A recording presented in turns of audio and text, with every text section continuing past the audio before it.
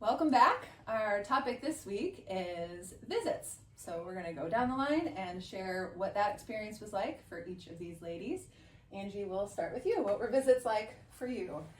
Well, our daughter had visits twice a week with BioMom, and I'm not sure what the person that came to pick her up was called, but we're going to call her the liaison.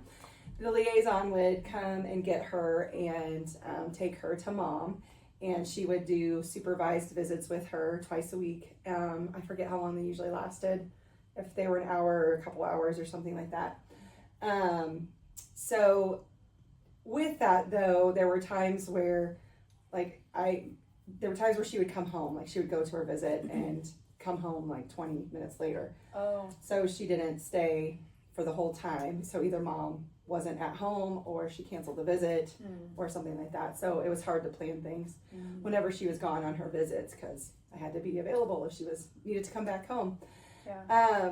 So yeah, she had visits twice a week. I guess probably as far as like the feelings that went along with that is like when she was gone for her visits and came back, and there was feelings of a little I just felt that tension, that hardness, because she is my daughter, foster daughter, and I just felt like I was missing something when she was gone, and so just dealing with those feelings of hardness with her being gone with BioMom just was a challenge sometimes. So I just want people to know that there will be feelings with those visits. So Even though they were regular and from the beginning, just all that time she spent in your home, Yeah. made it hard to let her go for those. Right. Yeah. Yep. Thanks for sharing. Christy, how about you? When we first started out, they called us the driver. I think they contracted out drivers. And so they would come either to my house. It was kind of nice. They would come wherever I was. So normally I was at the house, or they would come to the school and they would pick them up. They'd have to go to the office, show their ID to make sure they could take them.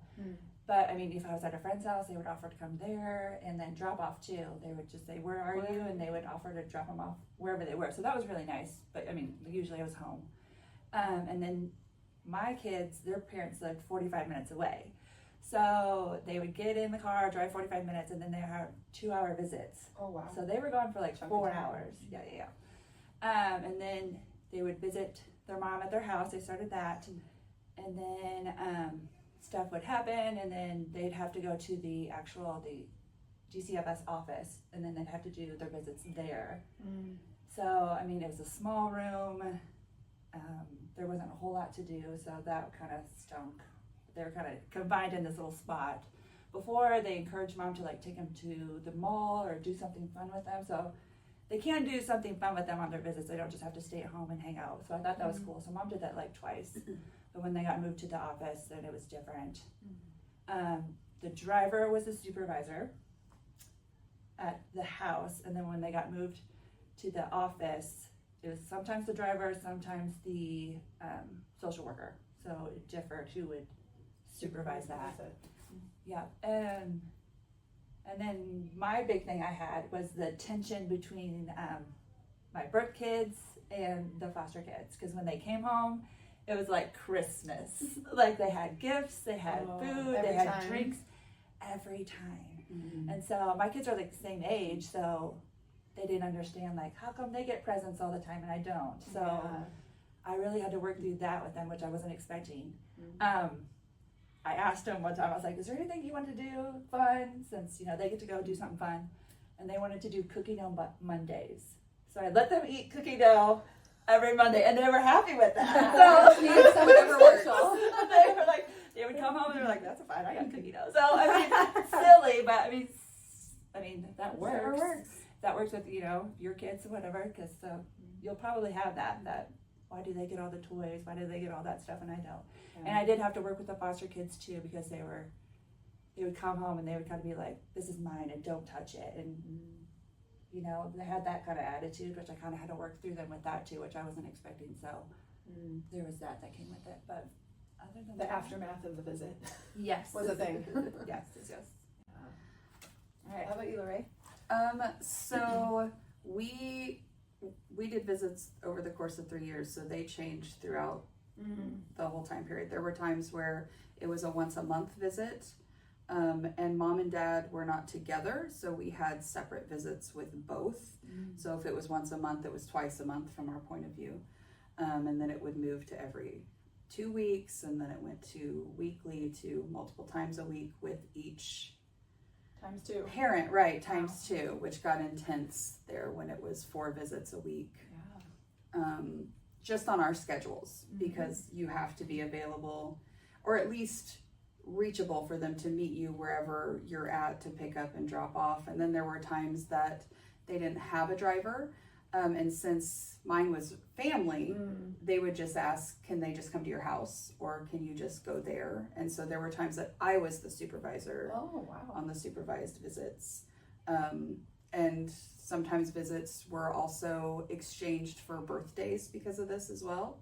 So they'd come to the birthday parties that we'd throw, or different holidays would also be in replace of that visit that week or that month, or however it worked out. Yeah. We also had the aftermath. They'd come home with all this stuff, and then the next day would be rough, not only for us, but their teachers would say it was rough at school. Just it's a lot of emotions for little kids, and so they don't necessarily know how to process all those feelings, and so it's kind of an emotional roller coaster after the visits too. For me, I struggled a lot with worrying about safety. Just like Angie said, it's like you have grown accustomed to loving and caring and protecting this child, and then you have to give them away multiple times, where you're just like, okay, I can't worry about that, right? It's a weird sensation. Didn't you do like the notebooks too? We did, and I did. As you guys were talking, I forgot to mention when our foster daughter was in care, she was an infant, so and toddler. By the time the whole process was finished, so it was loading and unloading baby seats and all of those things. Packing the bag. Packing the bag, yes, packing the bag. Make sure I had the car seat ready to go, and she could not tell me what happened at the visit, so I just had to go off of what either the driver could only tell me so much. They couldn't tell me everything that goes on, which was hard. So that I think was hard too, just not knowing what she was doing at the visits. I could only kind of get some idea. She would usually come home with her hair done, which was fine.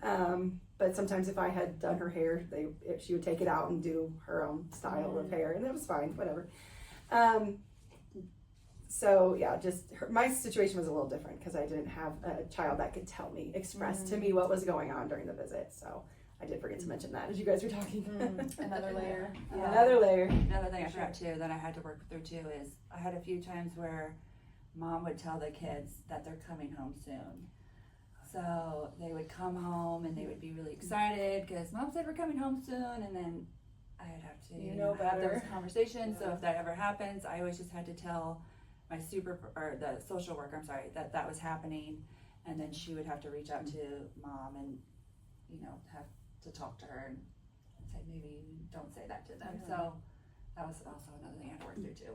Because you're aware of the process. Right. Soon is not appropriate to say according to where you're at in the process. Yeah. So that might happen too. So if that ever happens, just let social worker know, and then she should take care of it, and she should talk to mom. We shouldn't have to do that. So yeah.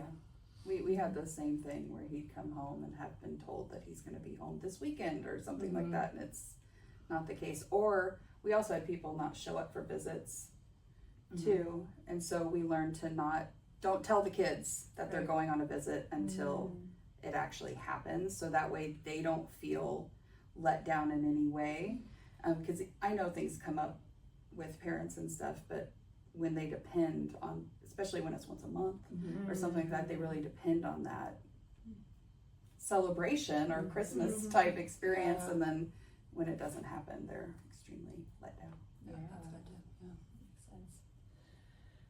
You can see there's lots of feelings that get tied in with these visit experiences, and they can go differently, but just want to kind of give you a taste again, of what it has looked like for these ladies to try to help you feel a little more prepared of what it might look like for you.